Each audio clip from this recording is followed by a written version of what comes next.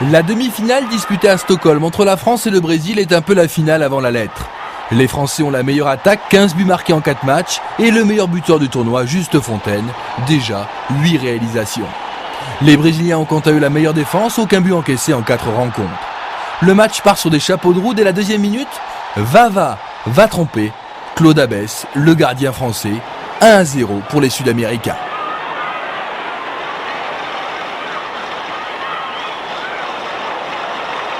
Le troisième but de Vava dans la compétition, mais il faut attendre que 7 minutes pour voir la France revenir au score.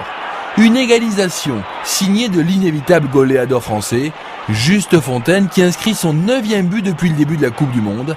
Un partout, le Brésil encaisse son tout premier but du tournoi. Juste avant la pause, le plus beau but de cette Coupe du Monde, il est signé Didi, pleine lucarne. Le Brésil mène 2-1.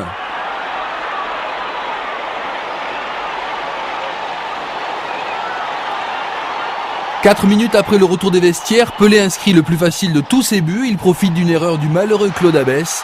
Le Brésil fait le break, 3-1.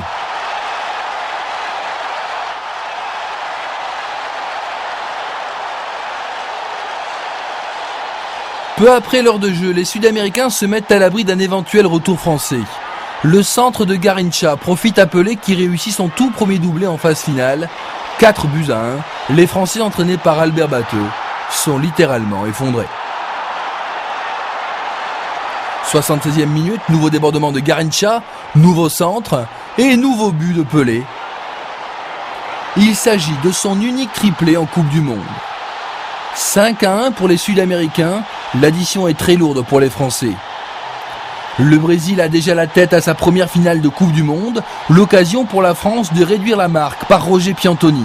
Son 3e but personnel, le Brésil s'impose 5-2.